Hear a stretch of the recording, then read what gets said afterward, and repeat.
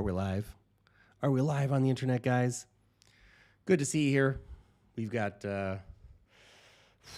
some nice moves happening today in the cryptocurrency markets. As you can see, of course, things have started popping off thanks to really Vanguard. And I think everything is happening there. So it's very interesting. It's a big story. We got a lot to discuss in today's video. So we're going to hop straight into this. Of course, answering your questions in the second half of the stream. Okay, so let's go ahead, get into this, and start making it happen. So, guys, by the way, we're on a different streaming software today, so I'm just making sure everything's working here as we start off the stream. Hopefully, you can see everything here going on just fine. I'm just going to double check, make sure we are rocking and rolling here. We're live. Good. Good. Welcome, everybody. So, go ahead and click in there. Just double check, make sure everything's working. Unfortunately, our StreamYard was not up and running today, which is a little bit annoying, but that's the way it is sometimes, guys. Can't win them all. We'll get the regular streaming software back up and running tomorrow. Anyway, gosh darn it, Lark. Get into it, man. So, I think we need to start off, of course, with a little bit of fun here, okay? We're so back, it's not even funny. Mads Mikkelsen, man. Euro maxing. Let's go. Oh, boy. 126K. Our Bitcoin. 85K. Your Bitcoin. Classic. Classic memes. Plebeian Princess says, kind of suspect how Bitcoin dropped like 40% right before the Bank of America and Vanguard started promoting it and offering products. It is indeed curious timing. Very curious indeed. Okay. The big news, guys. So, President Trump just signaled that Kevin Hassett will be the next Fed chair. Okay. He didn't say that guy's going to be the Fed chair. He said something like, oh, the new Fed chair is in the room with us right now. And of course, the only guy who's there is Kevin. So, and other people too. But, Ted Cruz is not going to be the next Fed chair. Oh, that'd be Ted Cruz, you're the next Fed chair. That would be hilarious for a variety of reasons. Anyway. Here's some thoughts from Sightbringer. He says, Trump floating Hassett is a message to the markets, not a decision. He's testing how markets react to an easier growth-first, liquidity-friendly Fed. The instant repricing you see on Kalshi and Poly market is exactly the reaction they wanted. Lower future rate expectations, higher liquidity assumptions, easier macro pass, stronger risk asset bid, crypto as a leading signal. This is all of the stuff we've been talking about here for a while, guys. And the Amusements Arcade. I have posters of you on my wall. My dude. My dude. Oh, boy. Anyway, awesome. Hey, so here we go. This is interesting. That's what we've been talking about with the new Fed chair coming in. Of course, Trump's going to select somebody who is super friendly to his agenda, which is getting rates down to 1%. Hassett's the guy. And Hassett's a crypto guy, too. He was on the board over at Coinbase, okay? So there you go. He goes on, deeper truth, this is the beginning of the Fed being politically re-anchored. Every administration tries to influence the Fed. Almost none do it this publicly. But the moment a president pressures the Fed on national TV with a preferred ideological profile, the independence narrative cracks. Once the political layer asserts directional pressure, the Fed becomes more cautious, more dovish, more reactive, more responsive to executive preference. The Fed does not have to be replaced. It only has to be leaned on. Interesting. Why crypto instantly replaced Bitcoin's purest beneficiary, politically softened Fed. Crypto sits at the intersection of liquidity, distrust, institutional monetary expansion, global coordination, anti-fragile reserve formation. The real macro catalyst is not shares, the shift from technocratic monetary policy to politically narrative-driven monetary policy. Once the president shapes expectations in real time, the market begins pricing policy as reflexive, narrative-driven, politically guided, less dependent on data. That environment is extremely bullish for Bitcoin, Solana, Ethereum, and infrastructure and high beta assets like data centers. And deeply dangerous for long-dated treasuries, dollar dominance, and global monetary neutrality. This is the early stage of a world where Bitcoin replaces the Fed as the primary credibility anchor for global monetary belief. That's the kind of hopium shit I need to hear today, man. Let's go. Let's go. Fantastic. Continuing. James Levis shared this in the last 16 years. The Fed has added a total of $8.8 trillion in liquidity to markets and removed a total of just $3.2 trillion before calling uncle for the second time. So when people ask why I'm so bullish on Bitcoin, it's simple. I'm bearish on the Fed and that they continue to do to the value of the dollar. Bitcoin captures this. Very true. Very, very true. We are entering, again, as mentioned, I think yesterday on the stream, There's a good old saying in finance, don't fight the Fed. We are heading into an unprecedented easing cycle. Yes, there are recession fears. Yes, there are reasons to worry. The data is the worst since 2008 or the dot-com bubble or the Great Depression and all this kind of stuff, which means we're probably closer to a bottom or the end of the bearish economic phase and looking towards the start of a new phase. I was reading earlier, actually, that all these AI data centers that are being built are basically the guys who have the skills to go build them are getting like 25, 30, 40% more than normally would because there's such high demand. America's short about 500,000 construction workers. Everybody wants to be famous on the internet. Anyway, actually used to do construction work. It's a good time. It's a good time.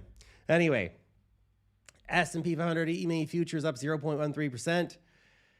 SPX yesterday, it's just sitting right around this line right here, isn't it? This is that sort of shorter term downtrend line. It is trying to get back above it. Futures have put it right up around here, so we'll see how the day plays out. This is very interesting. Amazon revealed their secret to winning the AI race today. They're not trying to be the world's best consumer enterprise AI company. They're trying to be the world's best operations AI company, $1 trillion market. Their new Tranium 3 AI... Why'd they name it Tranium? Their new Tranium... Remember the first time I saw a transvestite? I was pretty young. Must have been like 5 or 6. Driving through Pittsburgh with my mom. I think it was even called the Shady Side. You know, there's a lot of restaurants and cafes and fresh markets and stuff out there. Anyway, there was this dude walking. 12-inch red stiletto heels, tight red mini skirt. It was like, 7 or 8 in the morning, long red wig. And as a little kid, and it's like, Mom, why is that man dressed like a lady? Tranium 3 AI chips. Anyway, it isn't the sexiest chip. No, probably is not. Anyway, with all the fancy designs, but it's the cheapest, best performance per watt for 80% of AI builders. The 3 frontier agents they launched today will fix operational burdens for Amazon Web Services. This is all boring, unsexy stuff that collectively are worth hundreds of billions of dollars in revenue. Yes, Amazon is getting into it, man. Let's go. We did see a nice surge on the stock yesterday, pumping up to 238. Didn't have a big move, unfortunately, but it had a nice, look at that, nice little 20% drop here back to the 200-day EMA. Bounced off that recently on the recent pullback. Now it's attempting to push higher. We'll see how it goes. But bullish on Amazon. I got some Amazon stocks. We'll probably get some more at some point. Qualcomm attempting to break out here. I feel like the market is serious in this price and the fact that they are introducing competitor chips to NVIDIA. I know, feels like everybody and their mom's doing a chip these days. Coming right up to this area here. I mean, it could drop like that, but you're not getting very much. But put it like that. Let's say we're coming up to an area of price resistance. We are trying to break out here in the 20 and 50-day EMAs. So potentially a breakout trade brewing up here for Qualcomm, okay? Alphabet. It's interesting. I was looking at Alphabet today, and this is the weekly chart, by the way. Some of these stocks are getting pretty nuts, man. It's up only 100%. I mean, it's not that crazy, right? We haven't seen like straight up the wall parabolic moves yet, but let's say the risks are rising in some of these assets. The weekly RSI is at 82. That's pretty damn overbought, okay?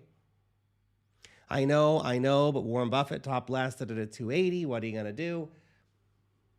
They're doing a lot of cool shit over at Google. Doesn't mean that things cannot see a bit of reversal. By the way, I've got a Solana trade in now, currently at $385 unrealized profit and losses.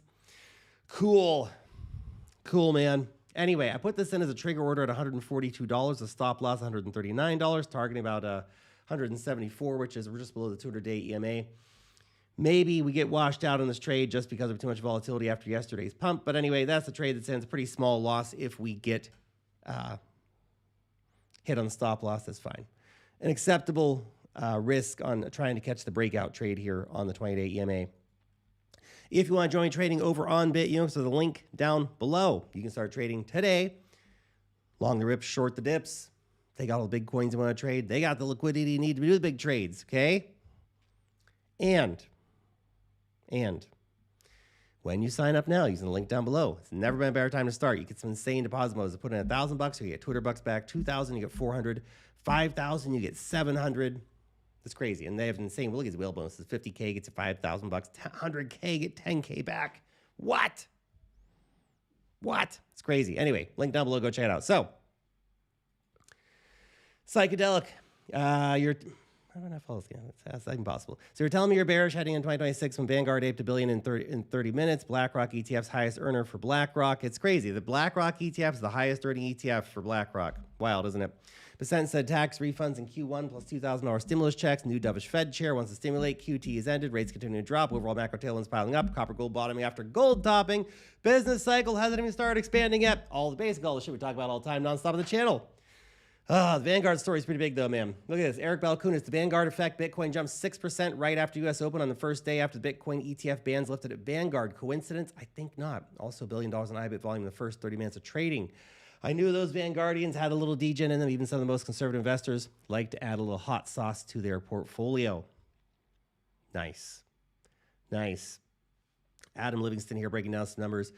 Vanguard's opened the gate for spot Bitcoin ETFs. ETFs could own 7% plus of all Bitcoin in the next 12 months. Here's the math that should fry your neurons. Vanguard has $3 trillion in self-directed brokerages from 20 million investors. In total, they have 50 million investors, 11 trillion AUM. Anyway, a tiny 0.25 to 1% allocation of the 3 trillion of self-directed money is 7.5 to 30 billion in Bitcoin ETFs in year one. IBIT keeps 60% of the share, rest go to the Bitcoin ETFs. Okay, so this is a lot of money. You have to understand. BlackRock's IBIT Bitcoin ETF has itself taken in about 62 billion. Okay, so if we were to really get even half that, 30, it's 15 billion, that's a significant add of new Bitcoin being bought. Okay. Benchmarks, okay. IBIT keeps 6% share yet. 401k menus unlocked. Payroll DCA kicks in. Advisors get fiduciary cover. Benchmarks adopt BTC. Laggards chase or get fired. IBIT AUM 69 billion to 78.87 billion or 90 to 100 plus billion in a more aggressive scenario. And that's, of course, assuming that BlackRock's clients don't buy anymore either. Look, it's actually very interesting. Vanguard didn't launch their own ETF, but they're selling the BlackRock ETF, okay? Billions more in past retirement cash and the perpetual Bitcoin vacuum. Strap in. Let's go. Oh, they're trying to sell me the couches again, guys. I'm not even looking up couches. That's the crazy thing. Anyway, only $58 million total flows yesterday into the Bitcoin ETF. So it's not bad. Don't get me wrong. But we had huge volume. It was mostly Bitcoin going back and forth trading hands yesterday. So not actually just spot buy and hold. But still, you know, positive numbers are positive numbers. Matt Hugan, the sound you hear is multiple trillion-dollar markets opening up to crypto this week. Again, that's Bank of America allowing wealth advisors to recommend 1% allocation to crypto, focusing on spot BTC ETFs starting in January 2026. Crazy stuff, okay? Two of the biggest institutions, Bank of America and Vanguard, recommending crypto to their clients now. I guess they're going to have a great ride when Bitcoin drops 50% from here down to 40K, aren't they? Or are we about to see billions and billions in buy pressure that are going to alleviate the concerns in the market? A lot of the Bitcoin OG whales are out. They sold into BlackRock buying. Now we have new buyers coming in and not a lot of supply left to dump into the market. Andre says, you won't believe I just heard. Of course, that's from Souses. Souses, okay, but tens of thousands of wealth advisors have just been unleashed to promote Bitcoin ETFs. News is starting today. You're very far away from being as bullish as I am right now. Good, good, good. Love the vibes. Mags, the scalping pro, posted this. Each time USDT hits this orange box here, Bitcoin pushes higher. You can see actually the peaks coincide with the bottoms, okay, and moves back down to 3 to 4%, coincide with the Bitcoin price peaks. Interesting. Bitcoin surged yesterday, a daily bullish engulfing candle yesterday. Volume was actually not that insane, though. In the grand scheme of things, wasn't actually crazy volume, as you can see right here. But we are breaking out of a MACD downtrend. We are breaking out of an RSI downtrend with even a nice bullish retest on the control line there before now attempting to push higher, currently sitting right around the 20-day EMA. Now, I want to be super, super clear. We are still under the 50-week EMA. It's at $100,000, okay? Until we retake that. Markets are not doing fantastic. Yes, great pump yesterday. Amazing to see on Monday, Bitcoin dumped 7%. Tuesday, it pumps 8%. Monday, ETH and Solana both dumped 10%. Yesterday, they both pumped 10%. Crazy person market, man. That's what we got here. Now, we need to see Bitcoin actually maintaining above the 20-day EMA here, right? and then actually build up and start moving towards the 50-week EMA at 100K. Until we retake the 50-week EMA, I think the market's going to remain in a state of disbelief. No one's going to want to believe that we're back. No one's going to believe, and we are not back until we take out, to be clear, okay? Until we retake the 50-week EMA, we are in bearish market territory, okay? You have to understand that. Continuing. Ethereum, very similar situation, right at the 20-day EMA. I mean, if it's going to get rejected anywhere, it's going to get rejected there, isn't it? It's a danger zone. It's a danger zone position, okay? If you get rejected there, not great. Now, by the way, silver lining here on this whole move the other day, we did actually, just for your reference here, put in a higher low. So if we can start doing a series of these, you know, just cruising up like that, that would be the ideal situation. But watch for rejections here at the 20-day EMA for all these coins. If we can actually start getting some decent momentum above the 20-day EMAs, then I think we have something on our hands here, okay? By the way, it's the total crypto market cap. You can see we've defended a key area of the uptrend here. Just, though, gosh darn it, just. Dicey. Franklin Templeton Solana Trust ETF has been approved for listing registration by the SEC. So Franklin Templeton, a pretty big deal. So now we have a lot of big deals out there that have brought out Solana ETFs, right? So these are not like little, you know, mom and pop ETF shops. These are some of the biggest players in the game.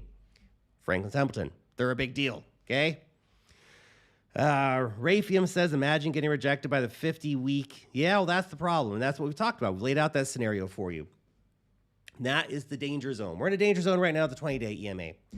The 50-week EMA is the big boss for us right now. If you want to see a bullish finish to December, if you want to see a bullish Q1, maybe even Q2, we got it back about the 50-week EMA, and we have to do it relatively soon. Okay, the more time we spend under here, the more paranoid the market gets, the more damage can be done, okay? When we get up to the 50-week EMA, it's going to be a moment of make or break, because that is either going to be a breakout back above it or the kiss of death. That is the final chance to exit before the real bear market comes. There's no in between, okay? It's that important. Continuing. Solana here. So I nailed my breakout entry here at 142. Currently just chilling there. 139 down here is the invalidation. Gosh, I would not mind if that. I would not be surprised if that gets stopped out, to be honest. Anyway, it is what it is. At the 20-day EMA, if it's going to get rejected anywhere, it's going to get rejected at the 20-day EMA, isn't it? Guys, we're not signed up to our free newsletter yet. It's awesome. Seriously, it's awesome. We also have an incredible premium product, by the way, where we do altcoin reports, stock reports, trading charts, airdrops, DeFi. It's actually wild how much value we provide. Links down below. Go check it out. Okay. Alex Wasey posting this one. This is about SUI. Got some for all the SUI heads out there. We got a little bit of hopium here for you. Said top ecosystems don't wait for the perfect moment. They just build nonstop. SUI's clearly aiming for a real slice of the stablecoin market. SUI just introduced USD SUI, a fiat-backed stablecoin from stablecoin. X-Stripe, it's a Genius ready, supports Genius Act ready, supports yield sharing, and is built for real payments.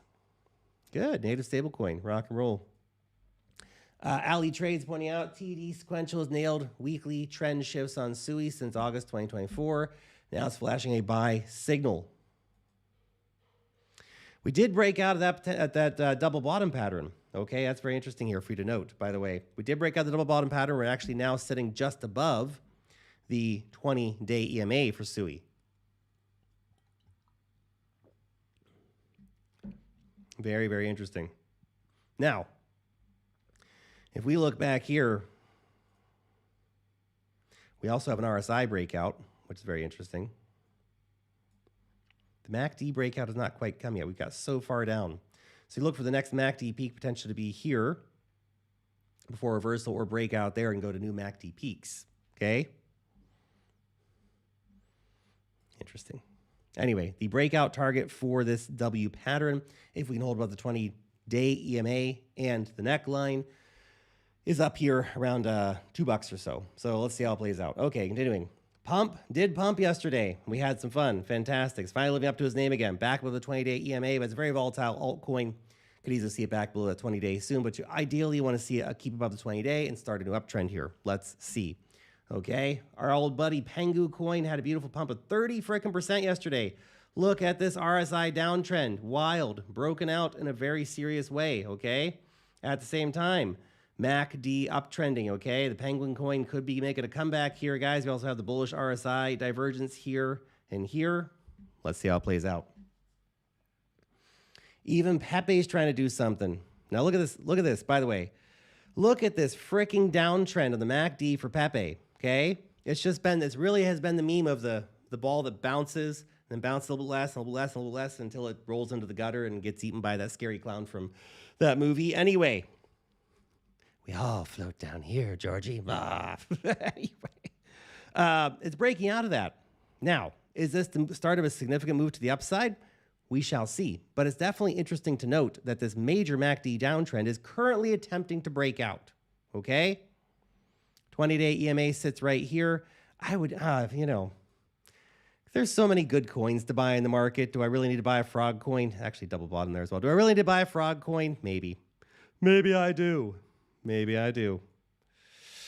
It's super clean too. Gosh, look at that. Now we've not broken the neckline yet, but breaking the 20 days is going to break the neckline on this sucker. Gosh darn it.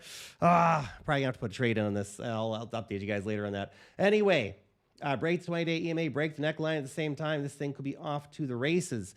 Now the technical target here is not absolutely massive on this particular move. We're looking at basically back up to the, 50-day EMA here. But, still that's decent money if it plays out. Let's see. But the MACD downtrend signals that a potentially deeper move is coming, of course, unless we get totally cucked and the markets all go to zero in 2026, which is also always a possibility. Okay, gosh darn it. All right, let's do some questions. Let me see what we got here. I don't think I'm able to put the questions on screen today here. I'm not used to using OBS to do streaming. Pratik, are you farming abstract airdrop? No, no. I can't. For a minute I did.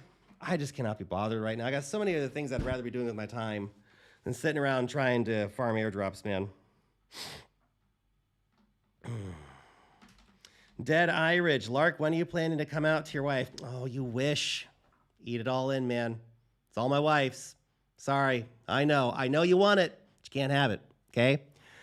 Lark, does the QE start immediately? How much will it take the money to come into the system? So no. Geopolitics now 87. QE is not starting. There has been no announcements of the starting of QE. Okay, this is a common misconception. The stopping of quantitative tightening does not mean the start of quantitative easing. Okay, that's the thing to keep in mind. A lot of people mistake that because they think, well, one ends, the other should begin. No, we've stopped QT, which means the Fed's not rolling off his balance sheet anymore. Okay, but they haven't started actual buybacks from the market, but they are reactivating their current bonds when they come to maturation. Okay, it's a small but important difference. Okay. Lark, do you believe in pith? Says dinosaur muscle cars. No. I mean it's good tech, I guess, but I mean in the token. No.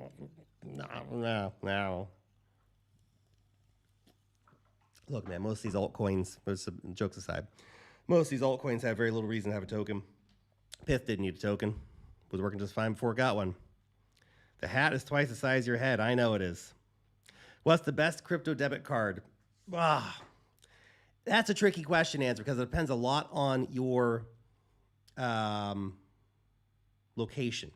Okay? For example, if you live in the USA, different cards are going to be available to you. Like you can get the Gemini credit card, right? Which I think is actually Bitcoin-backed credit card. That's cool, man. I get that thing if I get it. Only available in the USA.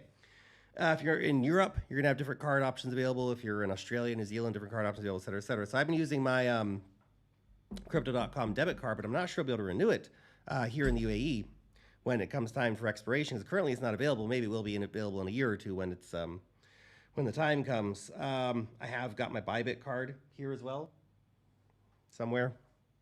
Got a Bybit card as well. Haven't used it as much because I just keep using my Crypto.com card, but I guess I'll use my Bybit card. My Crypto.com card hits expiration. I can't renew it here. I've enjoyed the Crypto.com card, but there's better ones out there in terms of cash back deals and stuff like that. And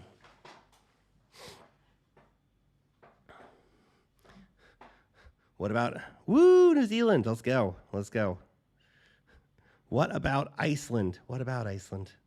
I hear they got a lot of ice there. No, jokes aside. It's actually one of those little places I always want to visit, just whole bucket list of countries. Things to do in the bear market, maybe. Actually, I got little kids. There's no going and hanging out in Iceland for a couple weeks and screwing around. Moab BZ 4073. We talked about SUI already. Go check it out. Get something sent to a P.O. box back in New Zealand, have a drop ship to Dubai done. Yeah, maybe. There's always that option. That's true. There's only room for one Icelander in this town, says Biggie 8949. Zappo Bank offers, Dennis, Zappo Bank also has been doing debit cards for like a very, very long time.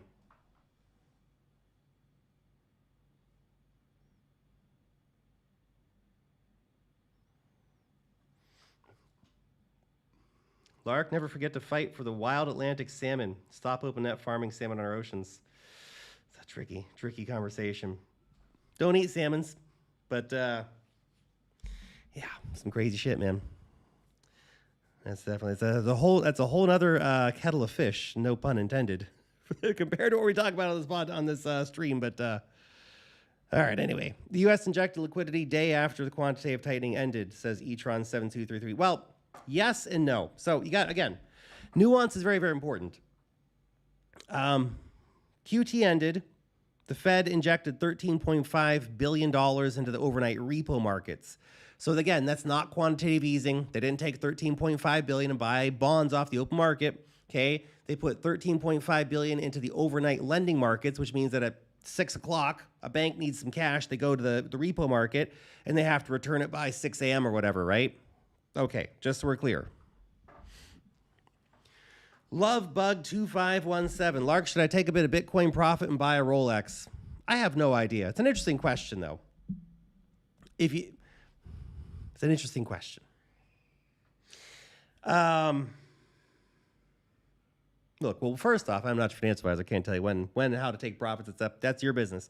But in terms of selling Bitcoin to buy a watch, it's an interesting conversation. Look, I've got some Rolexes. Yay for me. They're great. They're fun. I like my watches. I'm a big fan of my watch collection. It's not, I don't have anything like completely absurd, but got some nice watches. Should I have bought Bitcoin instead of buying those watches? Well, I bought all these watches back in like 2022, 2023. I need to buy a watch soon. Anyway. If I had bought Bitcoin at the time, I could have bought 5 of these watches now. So that's always the problem you run into, is the conundrum. Now, if Bitcoin drops 50%, you're probably going to, damn, I'm glad I bought that watch, right? But if Bitcoin goes up to 250K, you go, damn, I could have bought 3 watches. So I look at something like Bitcoin, and again, I don't know what your entry price is or any of that kind of stuff, okay? There's a whole bunch of variables I can never possibly answer on a stream. Maybe you're just doing a trade, or you're up 50%, you're like, whatever, I don't really care, I'm just gonna sell it and do whatever. Maybe buy yourself a watch, because screw it, why not? It's a good trade. If you're looking to hold your Bitcoin for 10 years or 20 years,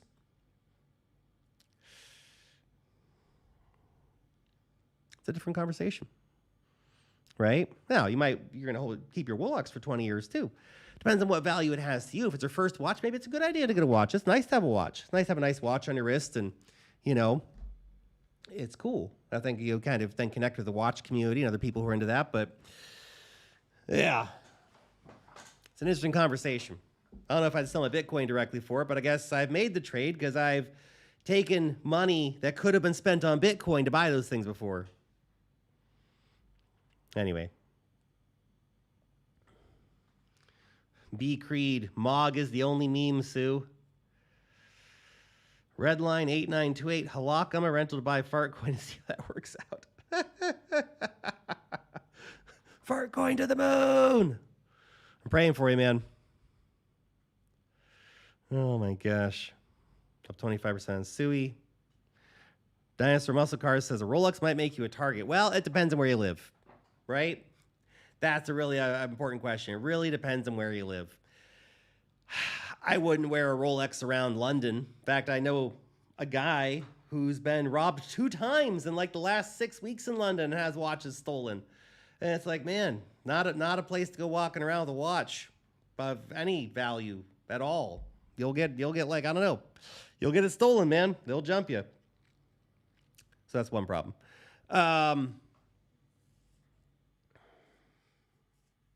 Yeah, but if you live somewhere nicer, it's not gonna be.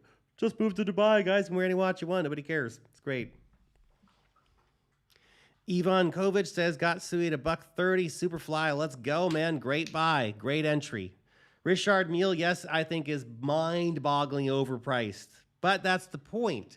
That's the point. Richard Mille. We're going to call it Richard. We're not going to say Richard Mille. No, it's Richard Mille, okay? Richard Milles are wildly overpriced. But that's the point. They're wildly overpriced because it's basically a flex of wealth to say, I can buy this stupidly overpriced watch and not give a fuck. That's kind of the point. A Rolex isn't for you, it's to show everyone else, says Freddie Falconer. For me, no. For me, it was really for me. For me, buying my first Rolex was really like a reward to myself, personally. But, you know, do we buy things in a vacuum ever? I mean, any watch, I guess, is to some extent, luxury watches, we could say, is to some extent to show to other people. But it's man jewelry at the end of the day, right? Same reason ladies buy diamond earrings or husbands that buy diamond earrings for their wives. It's all just, you know, nice things.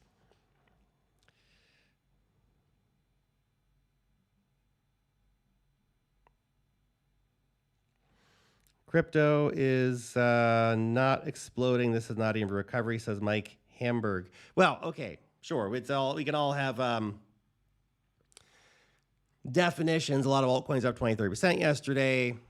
Majors are up 10%, et cetera, et cetera. So it's not a bad start, let's say. It is a nice little pop. Okay? But as I've laid out very clearly in this video, until we retake the 50-week EMA around $100,000, we are in bearish market territory. You can debate that point if you want, but that's just the facts.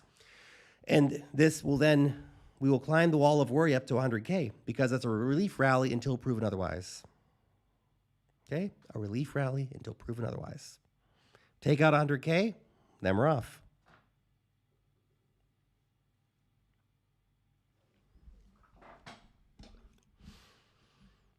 Lark, check out Graph AI on base easy 10x. Adam, what's up, man? Nice to see you. Rolexes look classy. Richard Mille looks like a kid's watch. Again, it's kind of the point. It's kind of the point, you know?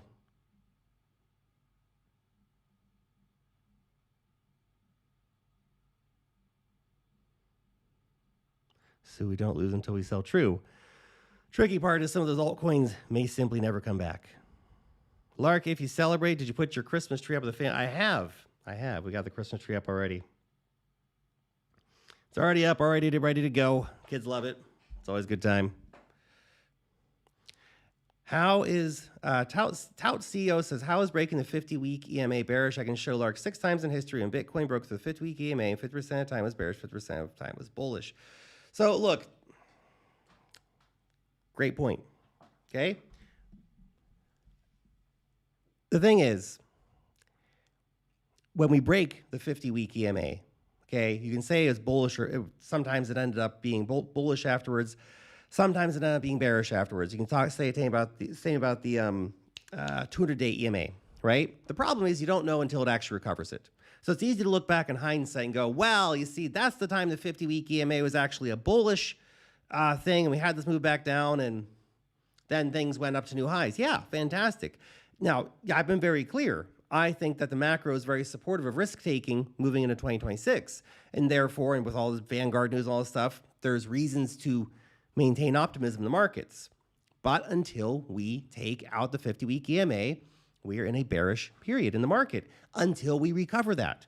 Now, if we recover that in the near future around the 100K zone, fantastic. Then it ends up fitting with what I thought was potentially the case here, is that is that this could just be a short-lived situation due to the macro. Now, perhaps not. And that's why we have to watch that very carefully, especially as we get up to the 50-week EMA to watch out for a kiss of death retest, okay?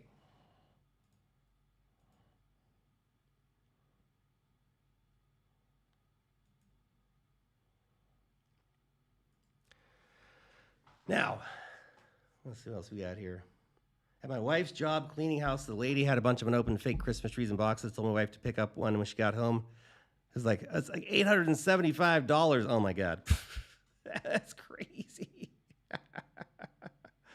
Amanda Seal says, haven't worn a watch for decades. I hadn't before I bought my fancy watches. Now I actually really like wearing them because one, they're jewelry, but also two, they're you can tell the time. It's fascinating, isn't it? So look at your wrist and that's the time. That's pretty. You don't have to get your phone out. You know, just get your phone out and it's got a bunch of notifications and shit on it. And then you got to check notifications 30 minutes later. You know, you've already bought something else on God knows what website. And, you know, it's problematic. Asked her to $5 soon. We can hope. We can dream a dream. JR40 says someone has to buy right now. Thanks, guys. Redline 8928. Everything is an easy 10x. If we get institutional altcoin season, except ADA, probably only a 5x. Oh, poor Cardano. Poor Cardano. October 2011 equals failed, mark to the bottom. Yeah, again, there's definitely, look back through time. There's certainly plenty of times the 50-week EMA has been a false signal. So I'm still deployed in the market, right? For better or for worse. Okay? Selling crypto now is like playing chicken with a freight train. Random guy, I ain't got shit because I'm all in crypto. Kevin says, realistically, how much money do you need each month to live comfortably in Dubai as a single man? Depends on your lifestyle, man. I think at a bare minimum, a few $1,000s a month. That's going to be sort of a, you know, decent apartment in a decent enough district. Eating out a couple times a week, whatever. A few grand a month. You know, it's if you want like beachfront property somewhere or whatever, or a villa, like you're looking at a lot more money, right? But otherwise, just looking for kind of regular apartment somewhere, you can live very comfortably for a reasonable amount of money. I think people think Dubai is a lot more expensive than it is. And this, the thing with Dubai is the top end is basically the sky's the absolute limit. But down sort of at like normal middle class levels for people of normal middle class jobs, there's plenty of really nice stuff available. Nice options, nice lifestyles, great parks, great restaurants, great cafes, very affordable. Yeah, if you want to go spend $1,000 at a restaurant, you can. If you want to go spend $50 at a restaurant, you can. If you want to spend $10 getting some cheap takeaway stuff from the side of the road, you can. Anyway. MJ258, how much? $3,000? I mean, $3,000 to $4,000 a month, I'd say be comfortable. Again, I'm not living in a studio apartment, right, guys? So I'm not exactly sure. My guess is probably around those levels. Okay. Lark, I'm new to the channel. Do you mind sharing where you grew up in the United States and why you moved? So I grew up in Western Pennsylvania, small town in the absolute middle of nowhere. 9/11 happened. My mom was like, we gotta get the heck out of America, move as far away as absolutely possible, moved to New Zealand, spent most of my life in New Zealand there, and it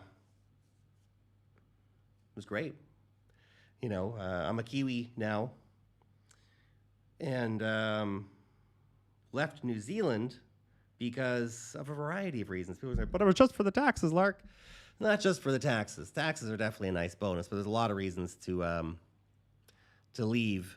You know, the being far away from family, being just generally isolated down at the bottom of the world, which is great if, you know, the end of the world happens, but not great in the sort of normal situation. Plus, the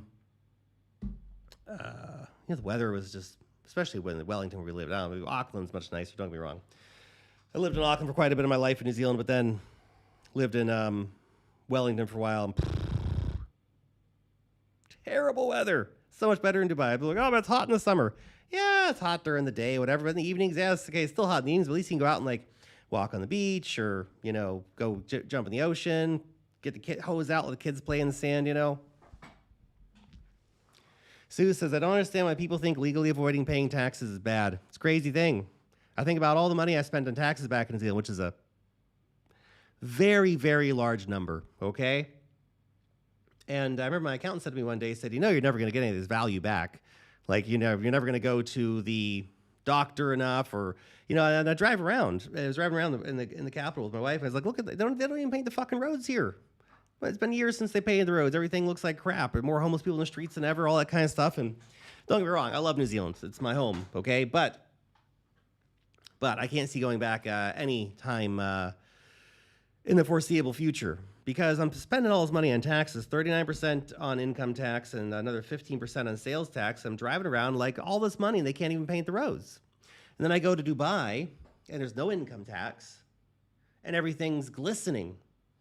There's so much vision and excitement about the future and AI and building businesses and entrepreneurship and being the best of the best of the best. Whereas in New Zealand, it's like this extreme race to be the most mediocre like leaders in the country possible. I swear to God, the people we've put in charge of that country over the last 20 years, there's been one or two halfway decent ones, but most of them are just like, I don't know, a piece of buttered toast would run the country better, man. Anyway, it's enough griping about New Zealand. Will you do meetups? I go to Dubai every 2 weeks for work. I should do some meetups, actually. I should put that on my list of things to do. So, yes, we will. I'll let you know. Stay tuned. We'll do some meetups soon, I think. You have to gamify your tax payments.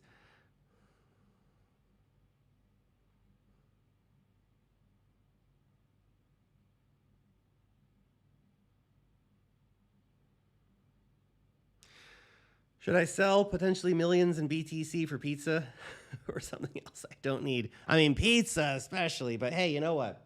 I know a lot of people give the Bitcoin pizza guy a hard time. That dude was an absolute leader and visionary. It was I think the first or second, I think we found an earlier recorded transaction, to be honest, later on, but it was, I think, at least, if not the first, the second, and certainly the most famous first transaction for Bitcoin, where somebody said, hey, I want to buy something using this. And somebody said, yeah. Awesome. Legend. Now, of course, that 10,000 Bitcoins worth $900 million today. So, I mean, it's an expensive pizza. Better been damn good. Anyway, guys, we're going to finish up there for today. Appreciate your time. I'll see you back tomorrow. Peace.